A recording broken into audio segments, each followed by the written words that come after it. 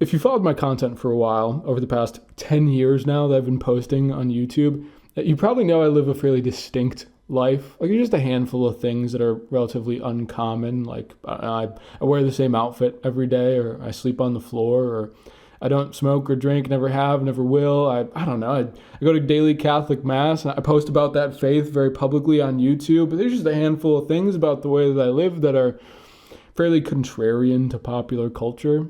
And they're all conscious choices, very well thought through choices, but each one of those things, any of those things, are really just external symptoms of the internal reality, which is that the aim and intent of my life is radical excellence. I talked about this in my last video, but I have always been asking the question throughout my life. I remember from even a young age, asking the question of what is the best possible way to live?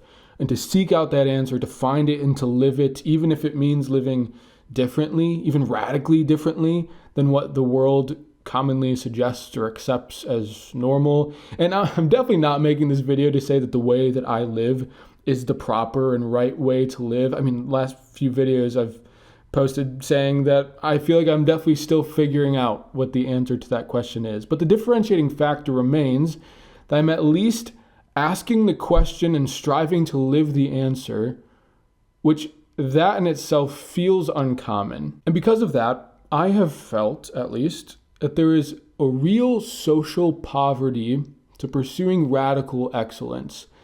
And maybe I can only speak from my experience in this, and maybe someone will resonate, but I have very infrequently throughout my life felt like I have people around me who are on the same wavelength or understand the way that I see the world and engage with it, value the things that I value. And that's not to say at all like I am more intelligent than everyone or I'm more advanced than everyone. Again, maybe it's because everyone else has got it right and I've got it wrong. But my experience of this, at least, is that there's a certain poverty to this pursuit of radical excellence. And I call it poverty because I think there's a real desire, need fundamentally as human beings to feel like we belong. I mean, from the beginning, Genesis 2, God said it is not good for man to be alone. We were made to be communal creatures, interdependent with one another in some way. But the unfortunate reality is that what it looks like to live the best possible life oftentimes means doing things that are fairly uncommon, sometimes not totally socially accepted, and oftentimes isolating because you're the only one who's willing to live that way. So there's an isolation that comes with choosing to live a certain radical excellence, and that's a real social poverty. And this is another paradox, and I think it's a really tricky one to grasp, and part of the reason I'm making this video is because if I want to say, I want to follow Jesus radically, live a healthy life radically, and grow in discipline and virtue radically, it's often a lonely road. It's an isolating excellence. And it comes with the hidden cost of feeling misunderstood and like I don't belong. And that's tricky because it seems like if I want to live the best possible version of life, shouldn't that be better? But often it's isolating. And there's really a social poverty cost because excellence is often lonely. And again, maybe there's more in my personal experience of this that plays into all of this, but I have definitely felt this. And I want to say I don't think that this is just a uniquely personal experience to me. And part of the reason I say that is because I think we see this throughout the life of Jesus very clearly. Jesus, who, yes, had many thousands of followers and believers when he lived on earth, people who seemed very on board with the life and his preaching and everything. But I think there's many instances where we see Jesus clearly in sort of an isolating misunderstanding, in a place where he's, abandoned, rejected, persecuted, misunderstood in many ways. I mean, there's many examples where it seems like the people are expecting a different kind of Messiah or are confused or murmuring about what Jesus is saying. I mean, there's the example where the Pharisees and the crowds proclaim that he's performing signs by the power of Beelzebul. And then a few verses later, they ask Jesus to perform a sign, and Jesus says, "You wicked and unfaithful generation who seek a sign, no sign will be given to you." He calls the people, "You unbelieving and perverse generation." He says, "How long must I be with you?" Certainly, Jesus was very misunderstood by the crowds. But not just in the crowds, I think most especially in Jesus' closest friends, his disciples, who have maybe a different expectation of who the Messiah is supposed to be. I think Simon Peter especially, and we have the prime example of Jesus begins to tell them about the Son of Man must suffer and die, and it says Simon Peter rebukes him in that famous line from Jesus where he says to him, "Get behind me, Satan." And what I think maybe we can hear in that is just like this, like a heartbreaking, felt misunderstanding from Jesus. Because in that moment, Jesus surely experiences the poverty of loneliness to say, "Oh, you don't get it. You have no idea what I'm here to do." And that, I think, is made most physically present in the Passion in Gethsemane, where Jesus is agonizing, sweating blood in the garden, praying to his Father, agonizing over Judas who has left him, Judas who has betrayed him, Judas who misunderstood him, and how everyone else will do the same. How Jesus then goes to the cross, and he is left there to suffer and to die alone.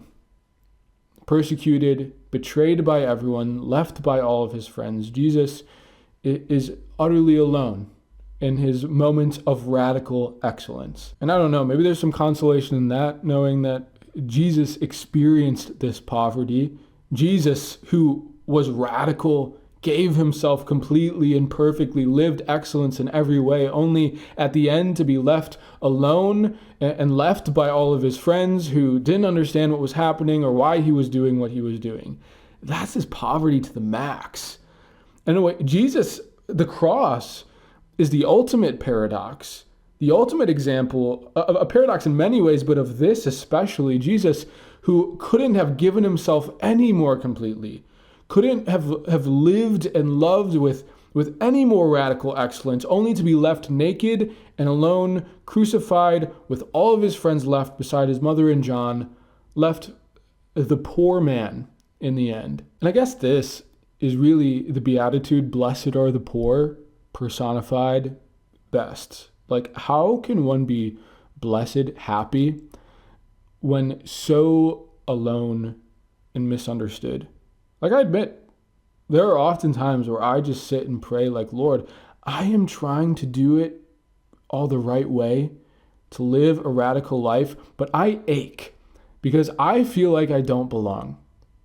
And I feel kind of alone." And that sucks, because the promise of Jesus is abundant life, and this hurts. It stinks to be in this place of real poverty. It's hard to wrestle with. If Jesus offers abundant life, what do we do with the poverty of isolating excellence? I don't know how many people this resonates with. If it does for you, please let me know in the comments. And I guess I don't intend to propose an answer for this either, other than the cross. Because the reality is, if you wish to be great, if you want to be excellent, radically excellent, it usually means being different. And different in a way that usually feels lonely, and that hurts. That's a real poverty. But that Jesus felt that, and that Jesus experienced it most clearly on the cross, the ultimate paradox, which is painful and is real. But the cross is the means also for our salvation and our resurrection, and it only comes through the cross. And I guess we can't have it without the cross. So dang, Lord, it kind of stinks that it is this way sometimes. But I guess I don't know what else to do with it if excellence is good. And I think there is something to living excellently. Then I guess the way is through the cross. And so I don't know what else to do but to cling to the cross and to carry on.